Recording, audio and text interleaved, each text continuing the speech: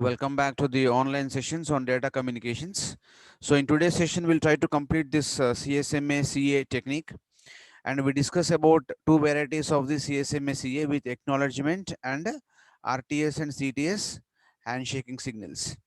So these are normally used apart from that CSMA CD is to improve the throughput from the shared medium. So here, what is that we will be doing here? Immediate acknowledgements from the receiver upon reception of data from the sender without any need for sensing the medium.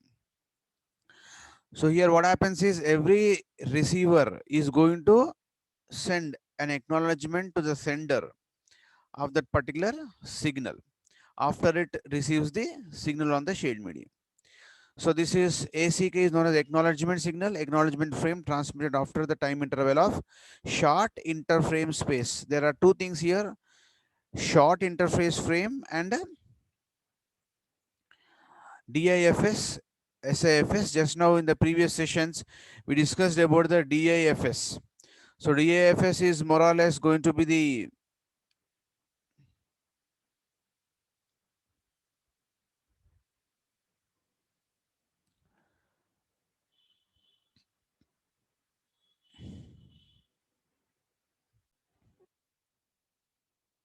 so in the previous sessions we discussed about the distributed interframe space. So this distributed interframe space is normally going to be more than the SIFS time period. Okay.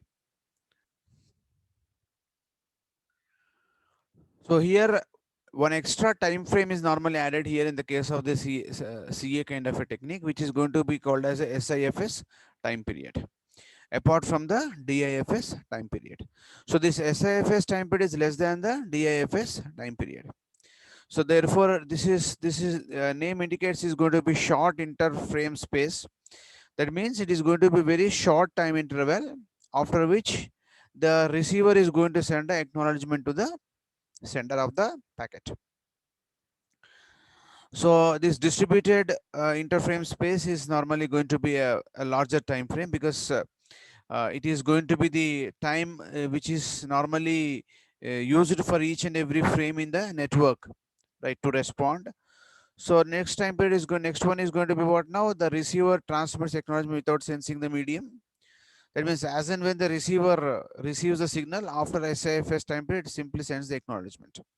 So if acknowledgement is lost, then the retransmission has to be done by the sender once again.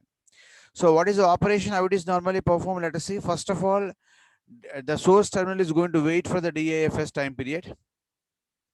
After that, the data is simply placed in the contention window, which is known as queue. So after that, the data will be transmitted based on the priority in the queue. Accordingly, the data will be simply placed onto the shared medium. So after data really places onto the shared medium, then after SIFS time period, the receiver is normally going to send the acknowledgement on the shared medium. So after that, the system is going to wait for the shared medium. That means other terminals, whoever wanted to access the shared medium, they'll be wait for the DIFS time period, which is going to be called as the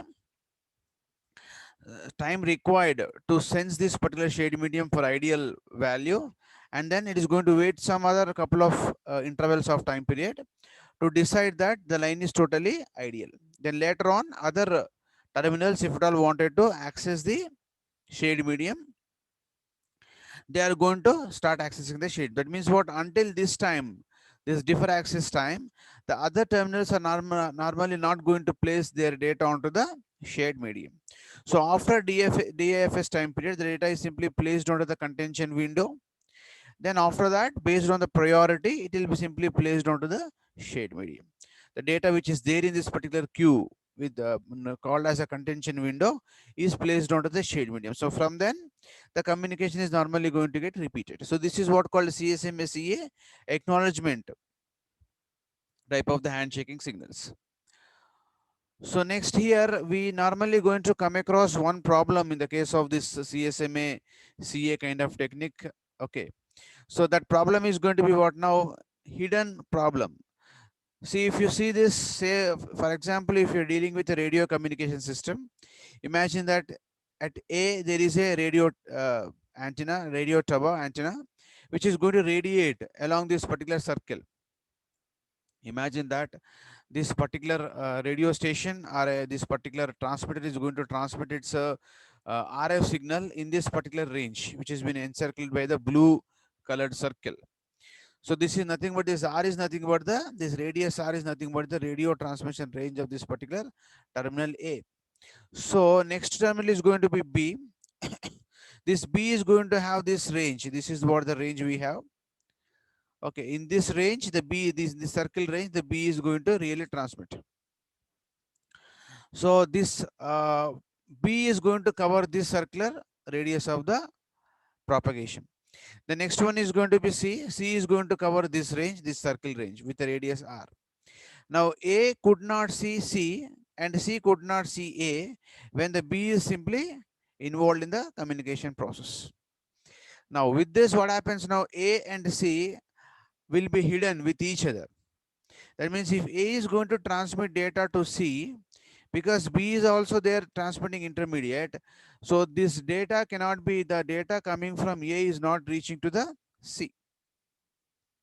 So this is what the problem that could come across, whereby if say station A or terminal A want to send a data to terminal C, because B is also their intermediate terminal, because of this, B is also going to transmit on the shared medium simultaneously, and C and A are going to be called as a hidden stations.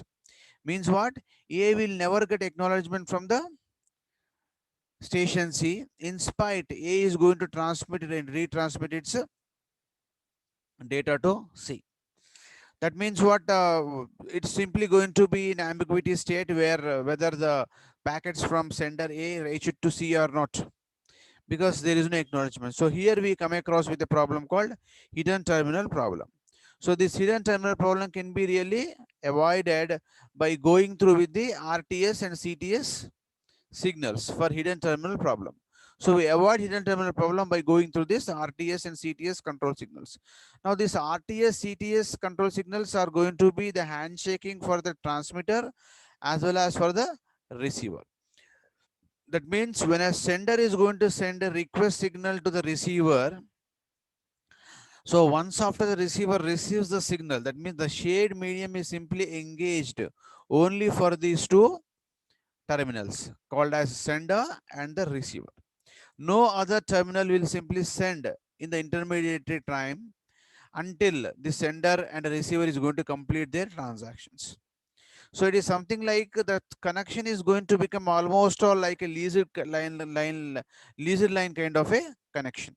Let us see how we normally going to work out with this. Transmitter sends an RTS signal called as request to send signal to the receiver. So transmitter is going to send a acknowledgement, send a handshake signal to the receiver, stating that it has got a packet to send. So it is going to request to the receiver that can I send the data to you after a medium has been ideal for the time interval more than DAFS. So DAFS time period contention window will be there as it is. So after that time period, the transmitter is going to send RTS signal to the receiver. If receiver is ready to accept, then what the receiver will do? Receiver responds with the CTS signal called as clear to send signal. Now here we will take that terminal, hidden terminal problem called, say for example, terminal A want to send a signal to terminal C, or want to send a frame to terminal C. So terminal A sends a request signal to the terminal C. So terminal C, if it is going to receive this request, is going to send a CTS signal to the terminal A after medium has been ideal for SIFS time period. So that means it is known as clear to send. That means the receiver responds to the terminal C is responding to terminal A, stating that I am ready to accept your signal. Means what? This particular shade medium has been engaged only for these two terminals called as terminal A and terminal C. There could not be any other terminal will come in between the terminal A and C. until A and C are going to complete their transactions or exchanging of data. Now, after this CTS signal received by the sender, then the data exchange is going to take place between the terminal A and terminal C. Terminal A is sender, say for example, terminal C is receiver in that context.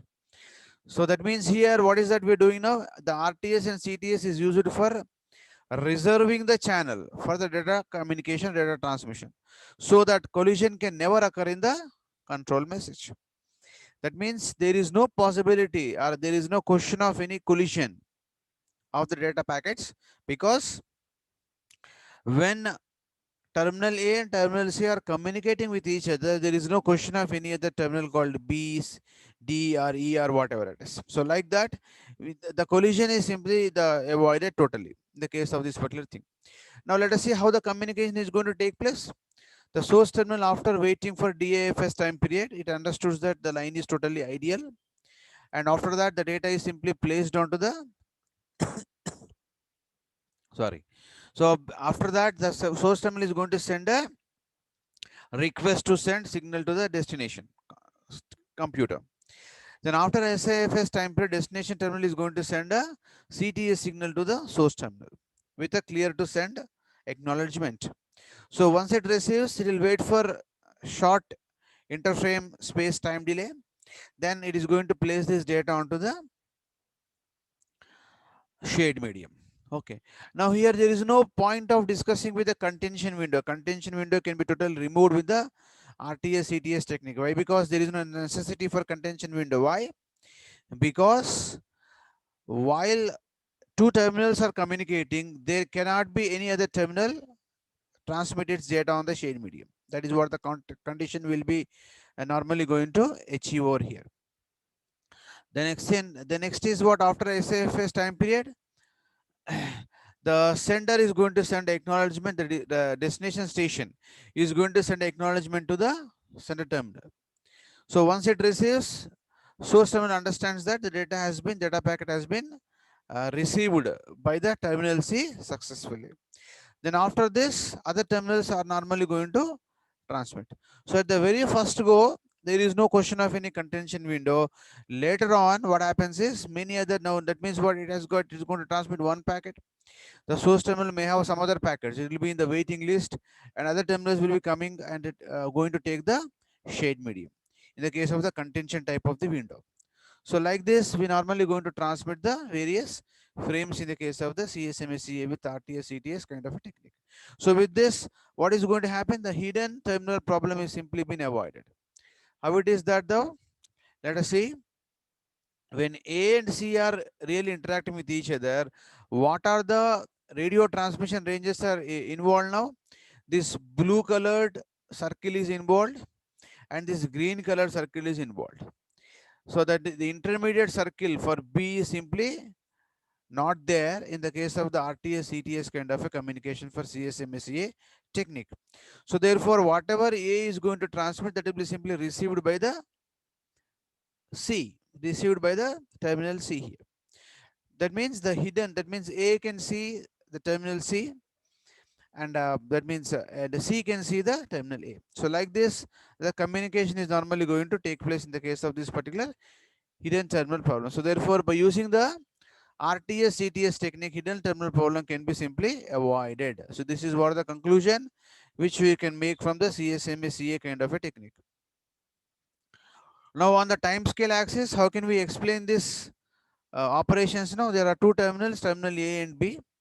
So first of all, what happens? Terminal A is going to send a request to the terminal B with a name as request to send signal.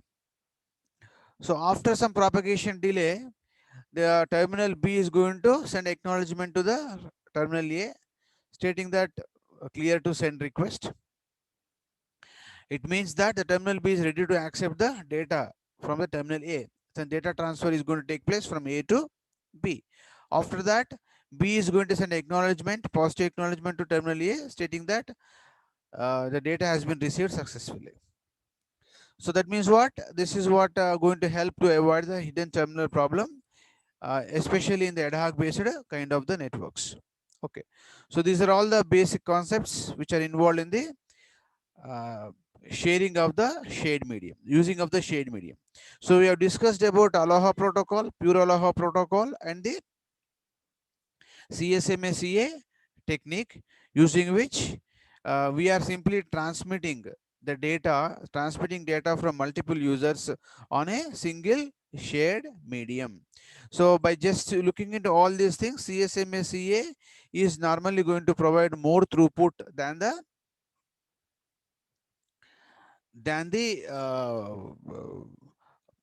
Aloha protocols. Okay. So in case of the question which is going to be comparative in nature, compare the Aloha protocol and the CSMA protocol, then one of the comparative statements you have to make here as something like with respect to the graph. So the comparative statement is Aloha protocol is going to have the throughput of 0.18. Slotted Aloha is normally going to have the throughput of 0.36. And next one is going to be the CSMA CA.